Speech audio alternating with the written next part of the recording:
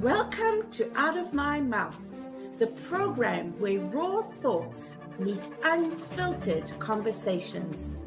Join us as we dive into the depths of human experience, where we share stories, perspectives, and insights that just might challenge the status quo. Get ready to laugh, cry, and ponder the world around you like never before. This is Out of My Mouth.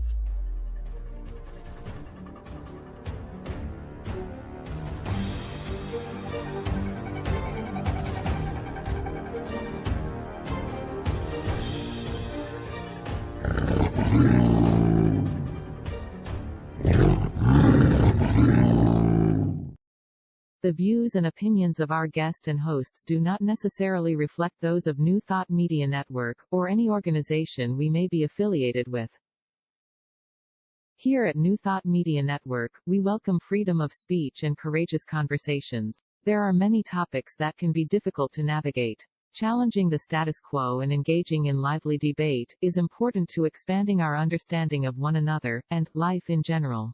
Creating a peaceful world doesn't happen because no one disagrees, it happens from a willingness to understanding one another. In our programming, we strive to expand consciousness and assist people in creating remarkable lives. Your comments are welcome at info@ntmedia.org. Well, good afternoon, good evening, wherever you are in the world. Welcome. This is Out of My Mouth. And I am Barbara Jean. And I am Cheryl Rogers. And we are so delighted to be here with you today. So let us begin with our land acknowledgement. As we gather today, we acknowledge that we are standing on the historical land of the Wendat people and more recently that of the Mississaugas and the Haudenosaunee nations. It's now home to many diverse First Nation, Métis, and Inuit people from across Turtle Island. May we walk alongside our Indigenous family, recognizing our shared stewardship of the earth. Let us carry forward the spirit of unity, understanding, and resilience that we've been reminded of through our reflections. Let us hold in our hearts the intention to learn, to support, and to advocate for justice and sovereignty for us all. In doing so, we acknowledge our interconnectedness and the strength that comes from standing together in truth, respect, and love.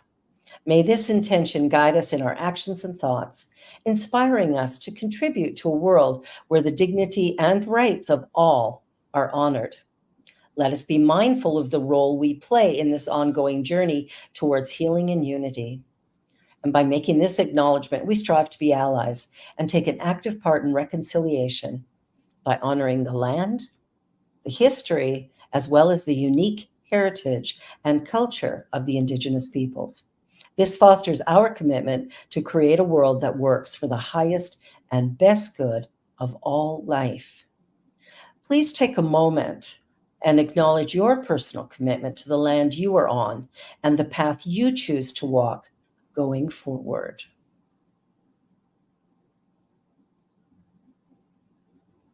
Miigwech. Miigwech. Thank you, Barbara.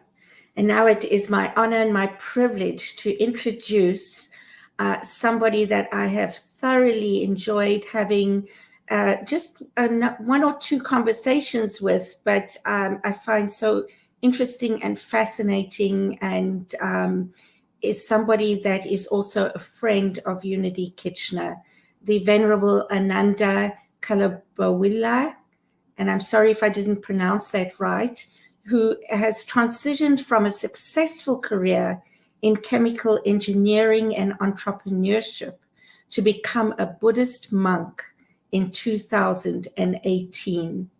Currently, he serves as a resident monk and a director at the Waterloo Wellington Buddhist Monastery, offering Buddhist discourse and meditation to promote mindfulness and spiritual growth. And it is an honor to welcome you here today, Ananda, to share your spiritual journey about how you came from being a chemical engineering and a businessman to becoming a Buddhist monk. So welcome. Welcome. Thank you, Cheryl. Thank you, Barbara. And yeah, it's a pleasure to be here on this platform. And yeah, I think the last time I got to share this was at our Interfaith Grand River meeting. We have this session where one member would come up and then discuss the faith journey or the spiritual journey he or she has. So yeah, to share my background, I always go back to my childhood. I think that's what makes us who we are, according to Freud and Jung. So, so I think growing back, I'm originally from Sri Lanka, which is a beautiful island of the Indian Ocean. So when I grew up, I was exposed to a very multi-faith, multicultural setting. Compared to majority of the country would still be in a more monoculture or mono-religious setting. So because of my dad's job, we had to go back and forth into different parts of the country. And then when I was growing up, I lived in this area where it was my original language, or my mother tongue is called Sinhala, which is a Sanskrit-based North Indian sort of a language. But I was growing up in a area where there was a lot of Tamil, a South Indian language.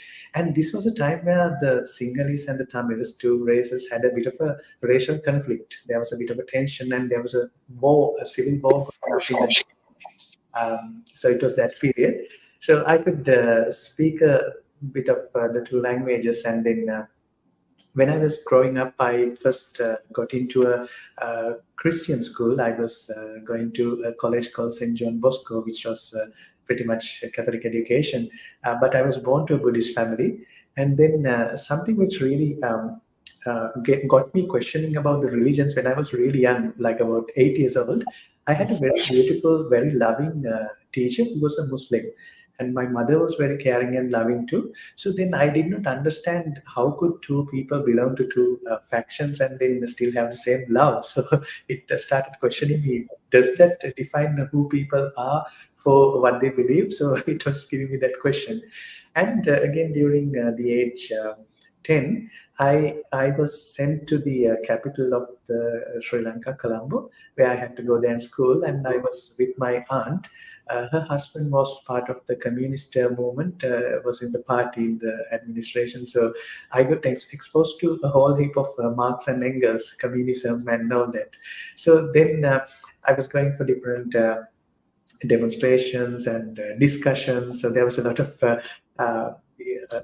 ideology coming towards my way. I read, so I read the Bible, I read the Buddhist scripture, and then I read the Charles Darwin's book, Evolution Theory. So there was a lot of ideas in my mind. But then I decided there are so many diverse opinions in the world about where you come from, where you would eventually go, and what is this whole thing about. And then there are so many diverse ideas, but I'm not going to be calling myself belonging to a particular group. I'm going to be an open-minded seeker who's agnostic. So that's what I thought when I was really young. And then from that point onwards, my life's credo was how do I find happiness? How do I become happy? I was already happy. I don't think I was ever really depressed in my life, but I just want to find new ways and new avenues to make myself entertained. So then as a young boy and as a teenager, I was doing all sorts of things. And one of our friends, Michael Clifton, he was telling that if you have to enjoy your teenage years, you need to be really a selfish person. So I was that a very self-oriented bad boy who was doing all sorts of mischievous things, not really minding the world or the other people. But then on the side, I always had a connection with how could I give back to my society? How could I give back to the environment? So I was taking lead on a lot of initiatives from a young age as well, from my school to the university, on how to stand up for different causes. Maybe it's the background coming from that communist group, because they were also standing for different causes, so, social justice, all that. So then that journey took me to a whole different lifestyle. I studied engineering, and then I very randomly got into brand management. I was a brand manager for Nestle Milo brand for some time.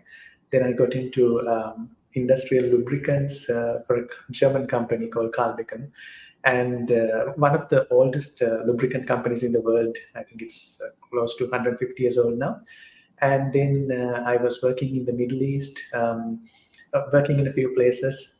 So one thing I'm very fortunate is that I got exposed to this other organization called ISEC, which is a global youth movement in quite a number of countries, university-based organization. So I'm very fortunate to have a friend in every country, every culture, and getting that exposure to all these different cultures. It puts you, it gives you a nice introspection. Where do I belong in the whole spectrum? And when you travel, you find so many different things, and then you realize that everything is relative. There's no absolute identity in the world. It's a mix of a lot of identities over a period of time. That's how it comes. So with all those, I grew up, and then how I got into being a monk is also quite random. I used to surf a lot back in the day. And then, so there was a period where I was into a lot of, seeking for pleasure. How do I make myself entertained? And then I was trying out a lot of sports, a lot of life choices, partying, a lot of, ways a young boy could entertain. And then I found this couple who was into meditation very randomly. They were surfing with me, and then I got into meditation, and then it one day really clicked me that a lot of things that we give value to, our happinesses and our sadnesses, our frustrations, they are more than a physical phenomena, they are a mental phenomena. So that if we understand that mental phenomena well, there's a lot of solutions, and you can be very free and very happy. Rapture, blissfulness can all happen right now without going for chemicals or physical entertainment. Yesterday, in fact, I was at a community shelter, a homeless shelter at Kitchener, and I was talking to a lot of people for quite a number of hours, and how they're seeking that solace through different chemicals, from fentanyl to weed to cigarettes and alcohol. And then I found that when you're in a state of meditation, when you're free from everything, the same rapture and the same blissfulness is there with you, but minus the effect of the chemicals, minus that negative, things which are attached to those addictions and habits. And minus the risk of doing extreme sports like surfing or partying for 18 hours. Yeah, so that's what made me a monk. And so yeah, like Shadi was telling, anyone could become a monk. You don't need to be a special person. But in my case, I think it makes sense for me to be a monk, because although I had a couple of businesses, I was a lucky businessman, but I am a bad businessman. When I do things, I do not want to make profit. I just want to make people happy. So.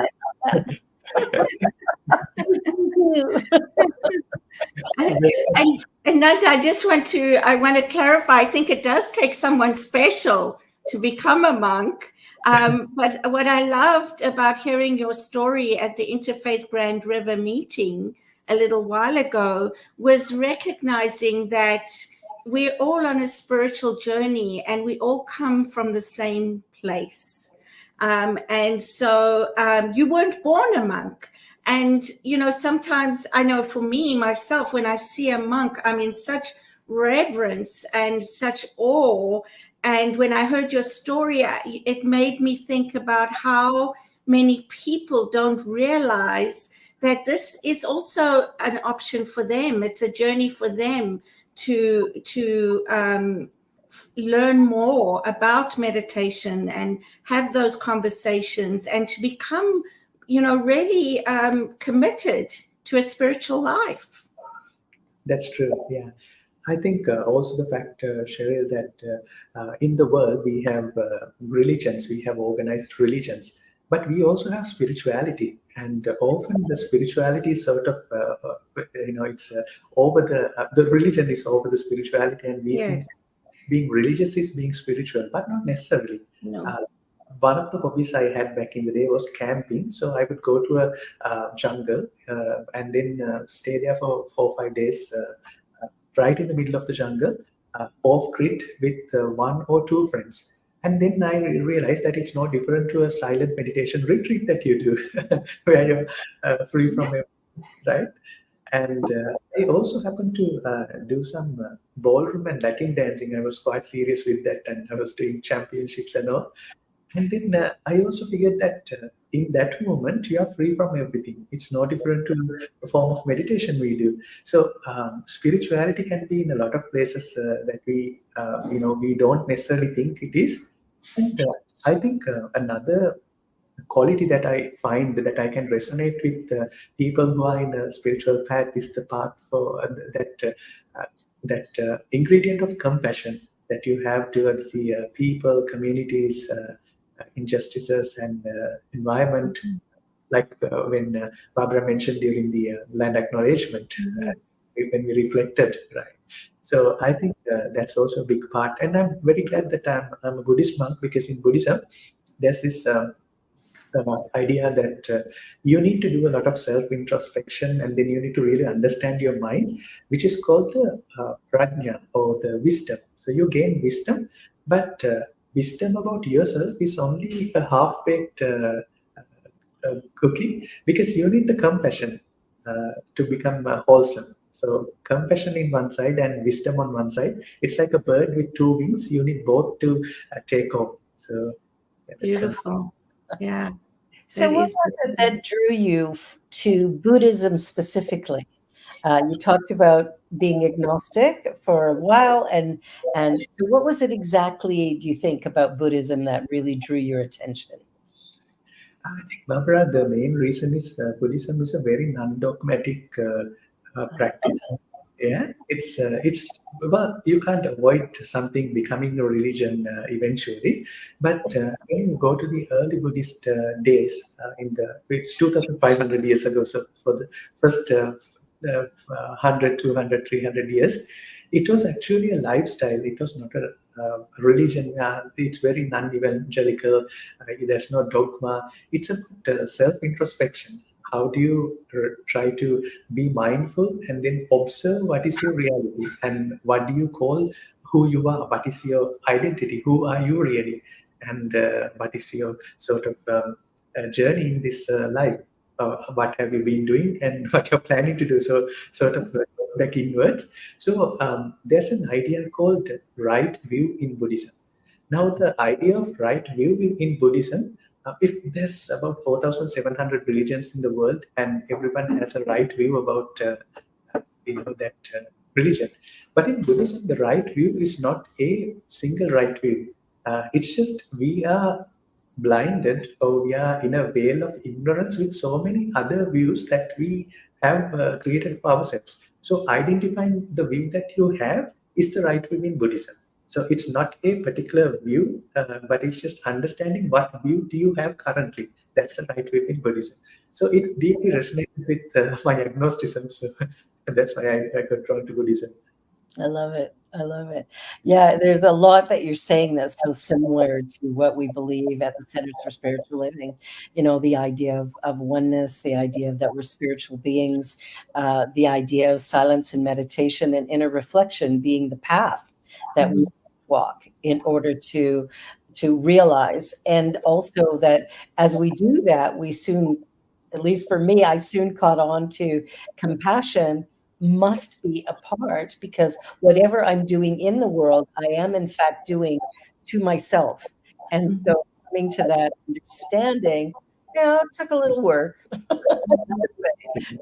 Did the party thing, did all kinds of stuff, but arriving at that place of a deeper understanding, and I continue to work that, my own who am I in any given moment, but doing my best to show up as loving, compassionate, respectful, and kind in all the things that I do. So I really, and I love what you talked about with the mind, because suffering isn't about cutting my hand or whatever. It's how I think about what's just happened that creates the suffering as I ponder it for years or days. Yeah, I love that. I love that. Wow. I think, sorry, go ahead. I just remembered something. When we look at all the religions in the world, Christianity, Islam, Buddhism, Hinduism, or Sikhism, every religion has a component of good work that you do to the community called the alms, zakat, dana. So while the creators of these philosophies, these doctrines, they have created this beautiful idea of how to become compassionate. But then eventually it becomes a little transactional when it becomes religion. So, you give some money to get some points, sort of thing. Yeah, it does. I remember reading a book a few years ago, quite a while ago, and I can't remember exactly what it was called, by the Dalai Lama, and it was, I don't know if it was The Secret to Happiness or The Path to Happiness, and his answer was compassion. Right. Compassion. Correct. Yeah. When we do that act of compassion, now what I feel is that there are things that we can do to entertain ourselves, like selfishly. And there's a greater feeling of gratification when you do something for a larger community other than you. So that's one thing. But other than that great gratification, in any culture, in any religion, it's not frowned upon to help others. It's actually deemed as a good virtue. So you're covered either way. It's so true. Yeah, the idea of doing good. For me, like doing good is of more value to me when I don't have an agenda of what I'm going to get as a result of being good. You get to go to heaven because you did a good. No. No, don't buy it. Yeah. I really believe that for me, when I do a kind act, and especially one that interrupts my level of comfort, Yes. but is a real, that for me is the most fulfilling and satisfying. And it lasts, that feeling stays with me whenever I think of the person or the event. There's this gratitude that I found it in my heart to be compassionate in those moments. Yeah, absolutely. I think exactly what the opposite of what Ananda was referring to when he spoke about a lot of religions having one of their values of being in service, but it becoming transactional. It becomes, I think there's a statement in the Bible, as you give, so you shall receive, which a lot of people, I think, misunderstand. Exactly. So for me, what I'm hearing is, if you're giving to get something back, you're not giving and you're not serving. But for what you're talking about, Barbara, is giving with love and no expectation. And what you are getting back, what you are receiving, is that beautiful feeling of compassion and love, and just that connection of doing something good with or for someone. Right. So in that note, there's a concept in Buddhism which is quite close to duality called interdependency. And I'm sure that you have seen it in a different form. So let me ask a question, something like, do you know what's the biggest cause for divorces in Canada? The biggest cause for? For divorce? Divorces? Inability to communicate with one another. Right. So it could be anything from communication, incompatibility, ego, so selfishness, many, financial. But there's another way to look at what's the biggest cause for divorces. The biggest cause for divorces is getting married.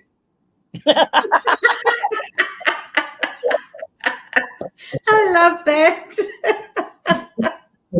No, fundamental idea is that same thing. If you are doing something with expectation, that is the only way you can get disappointed. Yes. If you do not do it that way. You can never be disappointed ever in your life. Yes. Brilliant. It's absolutely brilliant. I love it. I love it so much. Oh, nail on the head with that. Oh, I'll compose myself here. It may take a minute. Oh, Yeah. it's so good. But Okay. I love the point that makes, that, you know, I'm disappointed or frustrated or whatever when I'm trying to force things to happen my way. When I'm putting myself in a position, then I sort of create something that's less comfortable because I've had an expectation I'll do this, and this is like, I remember the very first time I got married, which ended in divorce.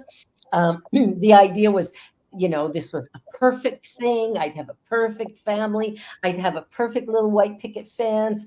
Everything would be beautiful and wonderful.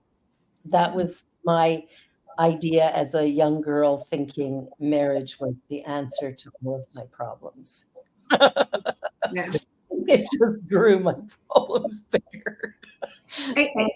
I think, you know, that's one of the things that I have learned in my life is, if we do have expectations about anything, we set ourselves up. We set ourselves up for failure, for hurt, for pain. So doing something with, you know, for example, even lending somebody money, or even something from my kitchen or whatever, right? If I am asked and I am willing to do it, it means that I'm willing to give it away. Yes. And not expect it to come back. If it comes back, wonderful, great. If it doesn't, what often happens is that builds resentment, that builds all the negative kind of energy that some of us can tend to carry. So recognizing, doing something lovingly and not expecting anything back. And if I'm not able to, then rather saying I'm not able to is a better practice than the other way around. Sure. And I think also we can time to time check what's the size of our ego. When I say ego, like what do we think the reality or the world is really? Because if we try to zoom out, get out of our cultural attachment, our community attachment, we find there's so much, so many people that we are sharing the world with. There's 8 billion people. I remember when I was growing up, it was 6 billion. Now it's 8 billion. And a billion is a huge number. To get an understanding of a million, if you draw 100 dots on a circle and encircle it, and if you draw 10,000 such circles, it will be still only a million. And 1,000 of those would be a billion. So it's a really huge number. Mm-hmm. So understand that relative perspective, how many people are there that we are sharing the world with compared to me, then it makes you humble. And I think it's the same effect when you, for example, go in front of the Niagara on that boat tour. You find a huge amount of water coming down, and then you're such a small speck of dust in the whole scheme of things. It makes you humble. So the same way, then, if we understand that reality, that I make a plan, I make a determination, I make a wish, but then there are 8 billion other people also who are doing their own thing. They have their own agendas. And not only those 8 billion people, there's trillions and billions of cells and organisms in my body. They want to do their own thing. I might want to be healthy, but my kidney might want to be acting weird. So accepting that fact that the world is not 100% under our control, just accepting that, it gives a great sense of relief and solace that things doesn't have to go the way I wish to. It can in so many other different ways. So it comes down to that. It is what it is. And if I can accept what is, I won't be suffering. I might be uncomfortable for a minute, but I'm okay. We're going to take a short commercial break. Thank you so much, Ananda. This has been wonderful. We'll be back in just a couple of minutes. You're watching Out of My Mouth here on the New Thought Media Network. Don't go away.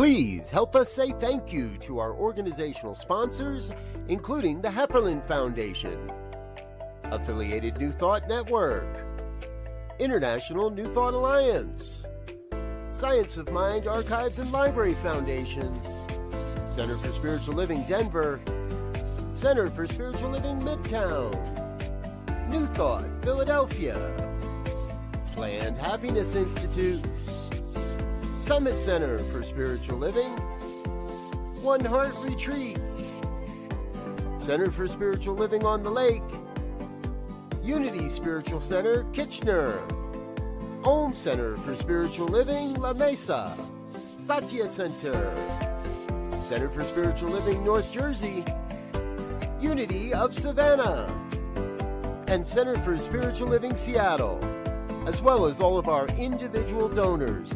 Thank you for making New Thought Media Network a place to be. Please come be you. And remember, like, share, and subscribe. New Thought Media Network, positively inspiring. Well, we're back, and our incredible guest today, a Buddhist monk, Ananda. We're so grateful to have you. And we've been talking about the things that cause our suffering a little bit, sort of, worried about the past or dragging it forward and projecting too far into the future rather than being present with what is and getting okay with that.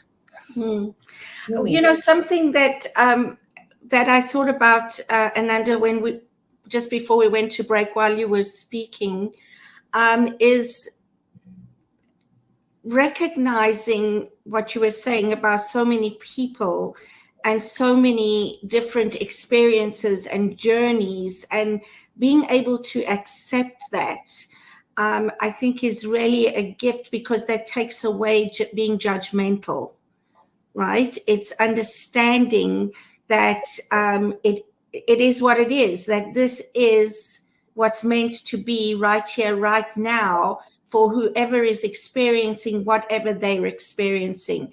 And so it's not for us, and correct me if I'm wrong, but this is my understanding, it's not for us then to be judgmental about what a person is doing or experiencing or how they present themselves. That's true. Yeah.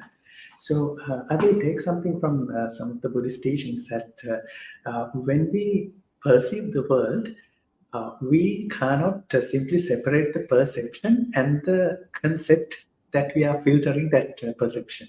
So last winter, we had a few meditation retreats, and one of the things that we did was we were doing walking meditation outside. When it was -20, we were walking barefoot for about 20-30 minutes. Absolutely nothing happens to your feet, although it's -20.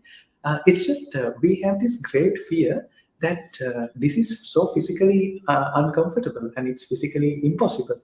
But when you try to observe the physical reality, which is not as bad as your mental reality. So even taking the same thing, we know that kids, they play ice hockey again during winter. And if you are put outside for 1 hour, it will be very uncomfortable and you would think it's a misery. But the kids, they love it. They enjoy it. So the physical reality is not necessarily equal to the mental reality. So there's all sorts of things, like we find COVID, for example, people were super paranoid with COVID. So when I was doing the engineering, we always had to do plants and plant designing and all that. So we had to come up with a risk matrix.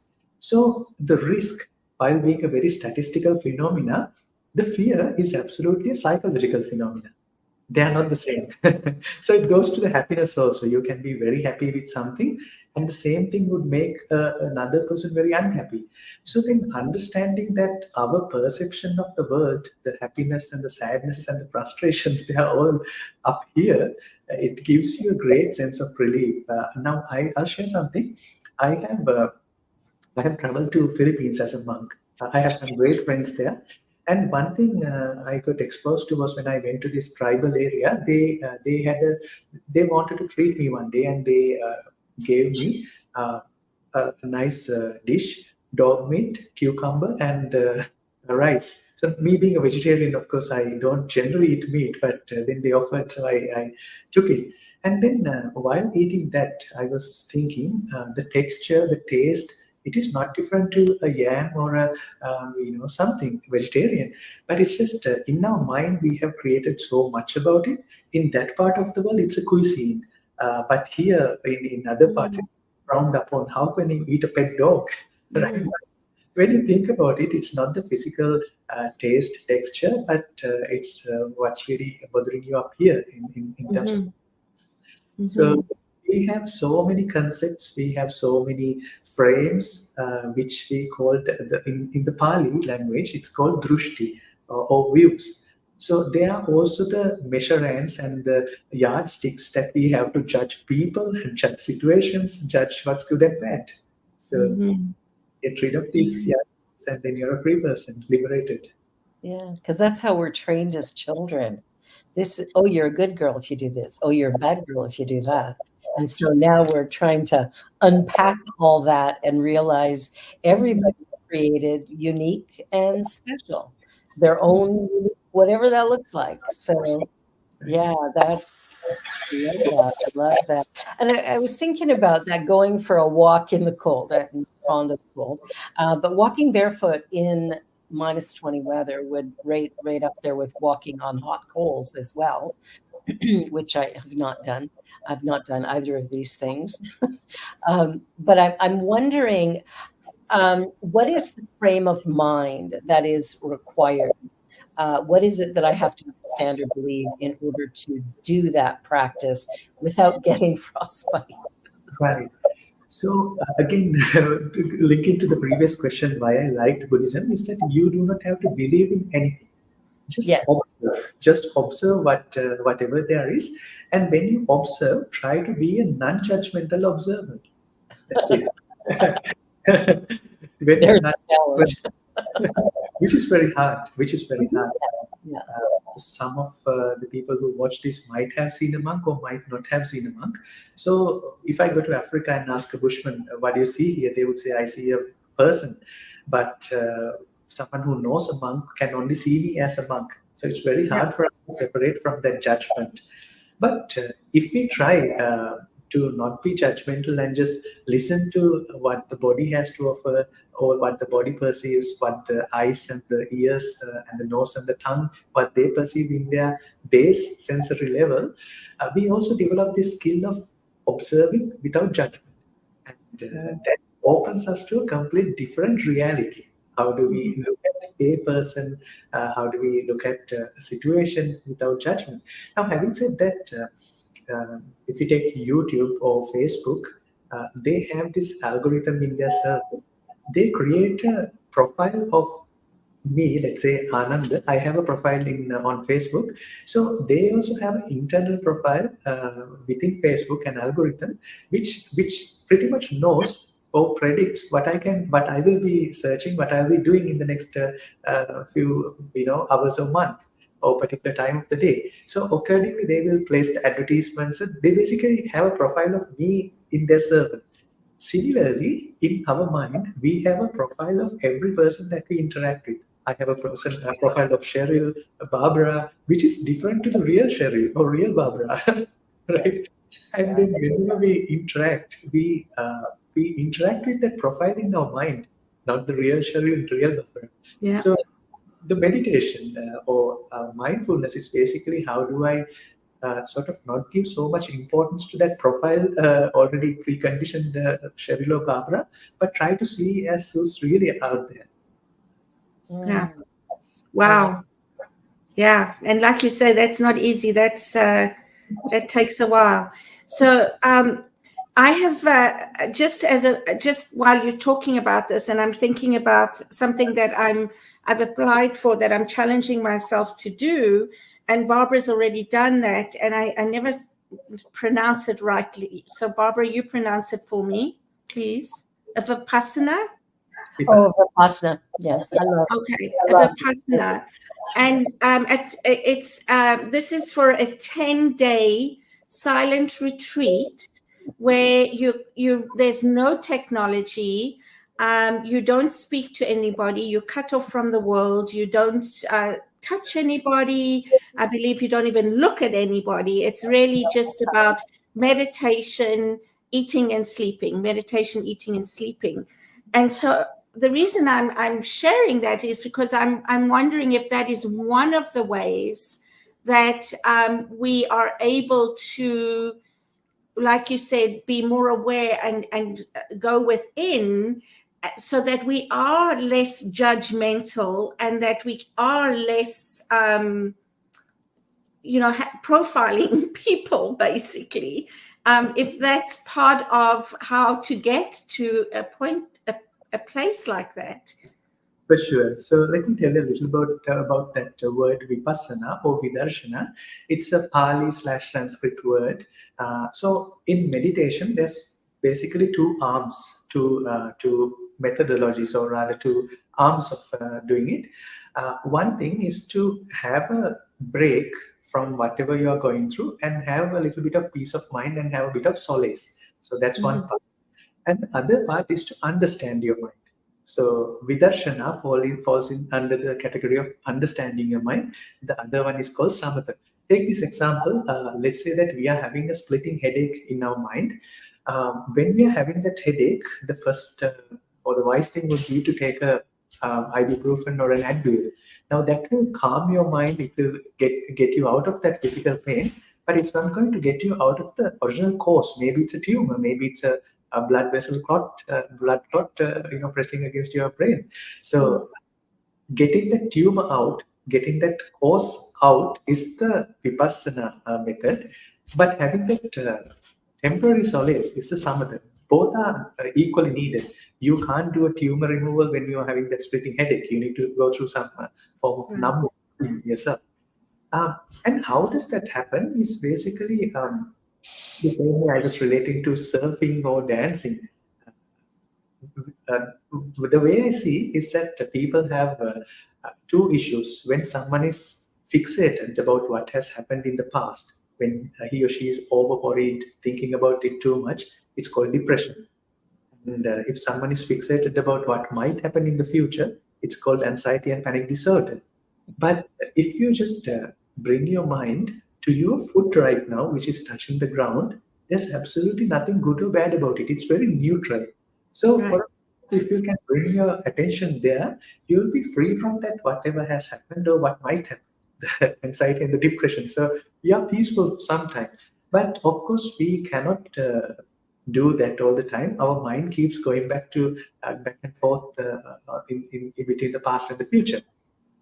And again, if you look at it, there's nothing called the now. There's nothing called the present moment. You can't find a present moment because the moment you try to find it, you are exposed to a continuous stream of things, stream of happenings. So let's be observant in these happenings. So you're temporarily away from your goods and bads. But there's quite a few ways to do that. One thing is, if you drive a vehicle on 401 at 180 kilometers an hour, you can't think of past and the future during that moment. You will crash.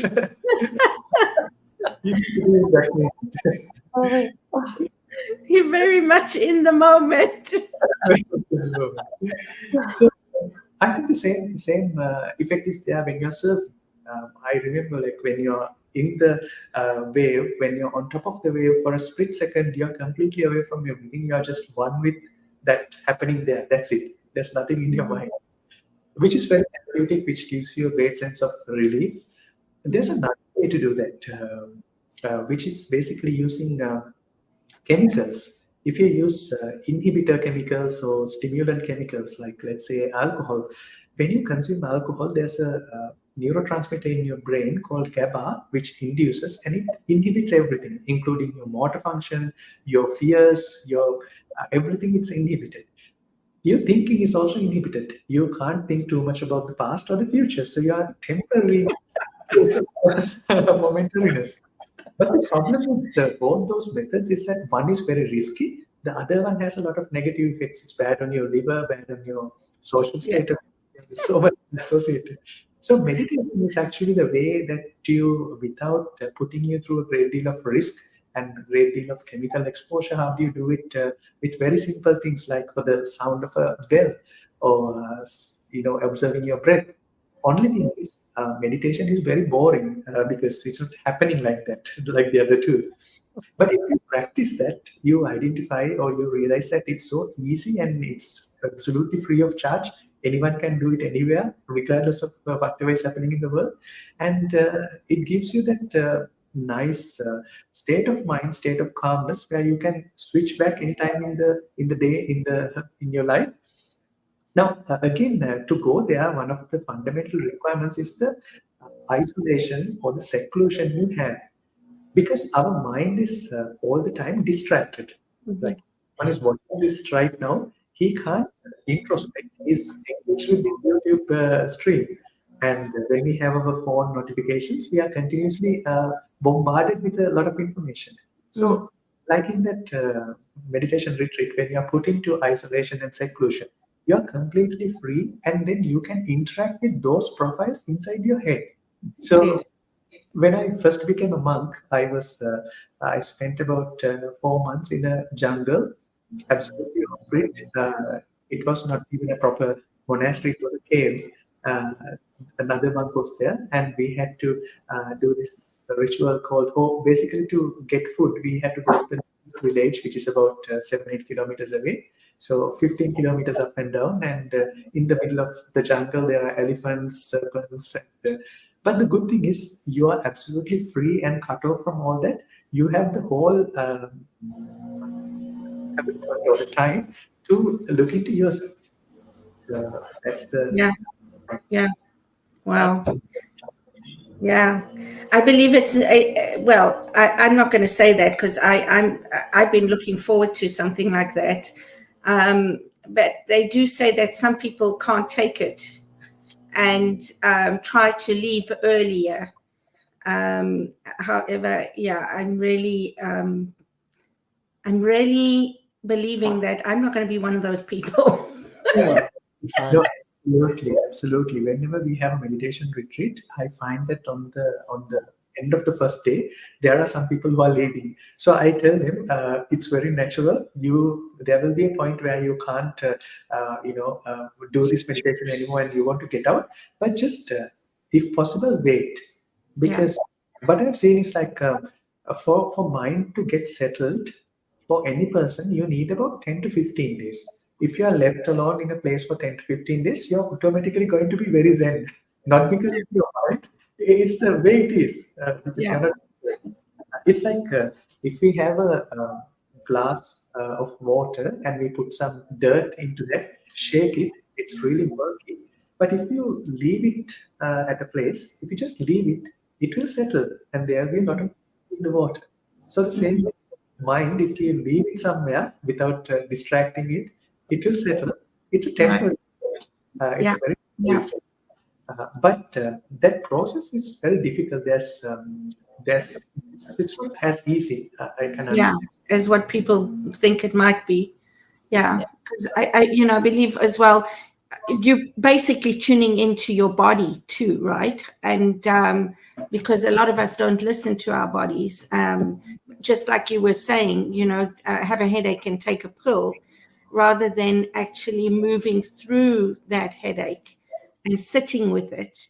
And it's something I tried the other day because I slept funny and I've had some real back muscle pain.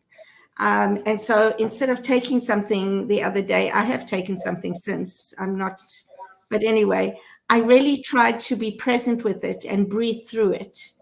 And it really does actually work in that it didn't take it away, but it certainly lessened it and made it changed something in it. Sure. So, Cheryl, there's a beautiful example in the Pali Canon. Buddha had a discussion. So one day, a person he had a rash in his body. So when you scratch it, it gives you that nice feeling, even if it's painful. So we scratch it, So the only way that people usually know to get out of pain or mental suffering is to distract themselves with something else. So then he was thinking, well, I feel quite nice when I scratch my rash. What if I had two rashes? It will be more happier. I'll be happier. So that's what we do in our life. To get out of one pain, we create another suffering and we temporarily enjoy that, but it comes back and, Yeah. becomes Yeah. but the real thing to do is to get rid of that trash, which Yeah. requires a little bit of medication, which is difficult and bitter. But if you endure that, it becomes so blissful as well. Yeah. Yeah. Thank you. Interesting. Like one of the things that I practice and try to teach with people with is also the idea that, if something's in pain, take your awareness there and just ask yourself, what do I need right now? Not what do I want or whatever, but what do I need? And the body actually will give us messages. The pain is just a message. It's like the body talking to us going, hey, hello, check in here, would you? Mhm. When I finished Vipassana, I didn't ever want to leave the meditation hall. I wanted to stay there forever. Everybody had left. I was the last person in there, and like they were wanting me to leave. But I'm sitting there going, I just didn't want the noise, that din that's forever around us. It really took me a minute to actually leave that room. It was a beautiful experience.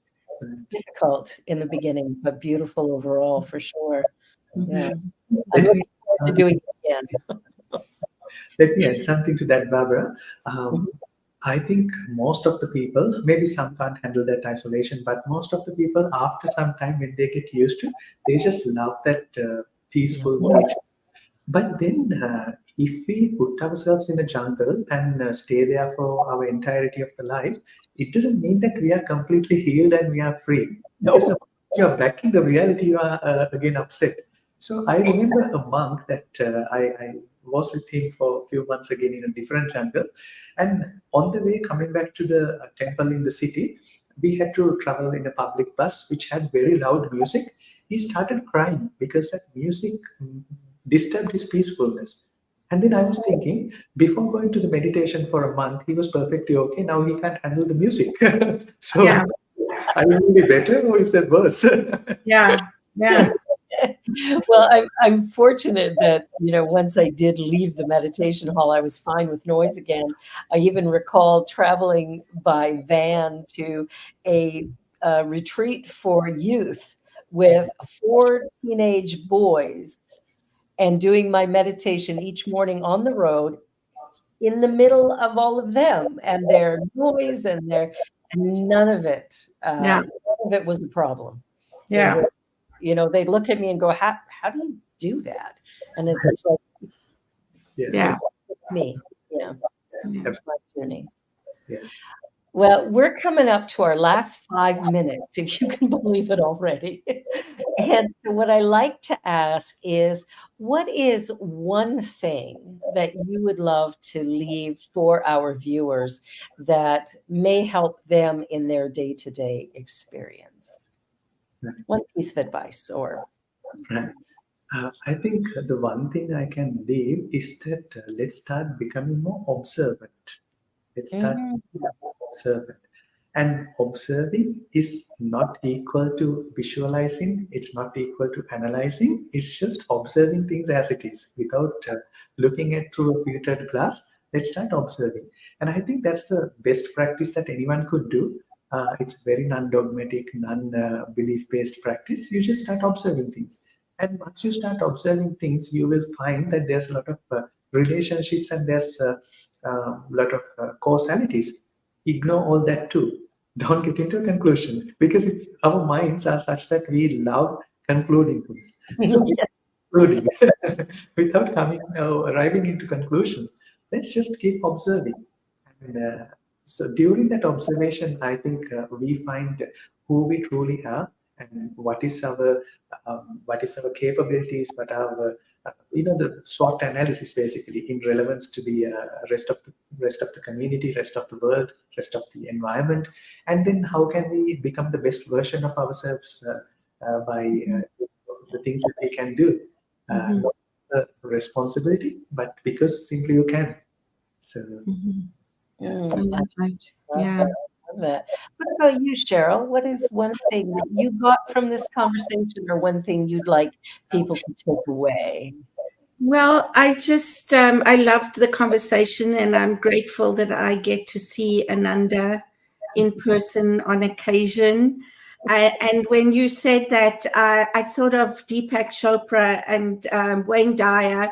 Whenever Wayne was a good friend, and he'd always call Deepak and ask for advice, and Deepak's answer was always the same: meditate. I love that. I love that. When I was studying ministry, my teacher talked about meditation all the time, and I kept telling her, I don't have time to meditate. I'm a single mom. I'm busy. Who has time to meditate? It'll take too long. And one day I woke up and started a meditation practice and realized that somehow I accomplished way more in a day. So in fact, I had more time than I had had prior to my meditation practice. So for anybody watching, if you're not currently somebody who does meditation, take the time, discover the meditation path that works best for you, and give it a whirl, because I can assure you your time will be much more joyful and your life will be more peaceful. Stuff will still be going on, but somehow you will be in a better place of dealing with all of it in the long run. So meditate, meditate, meditate. And become observant. And observe without judgment. Yes, Yes, yes.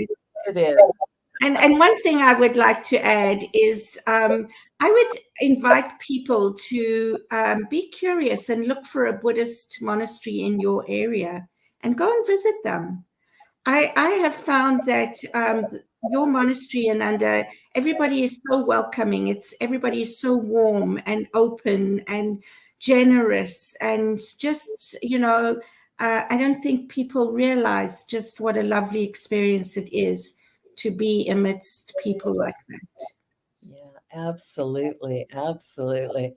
Look at that. Wow. You make me wish I lived in Kitchener, but I live in Toronto. I'll have to find a place here. I know there's plenty.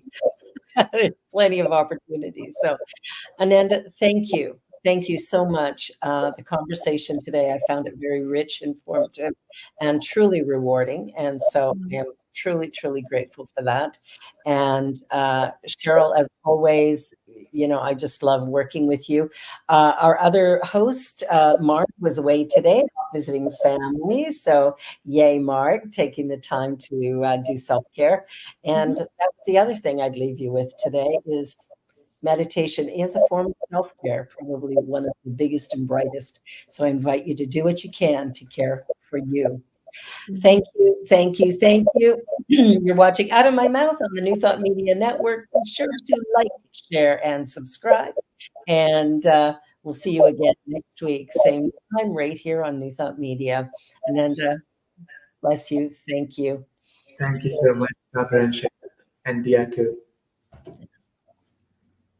On behalf of everyone at New Thought Media Network, thank you for being a member of our virtual family. Your financial contributions help share the New Thought message with people from around the world. Please visit and contribute at www.ntmedia.org/donate. New Thought Media Network, come be you. And please like, share, and subscribe. Until next time, peace and blessings.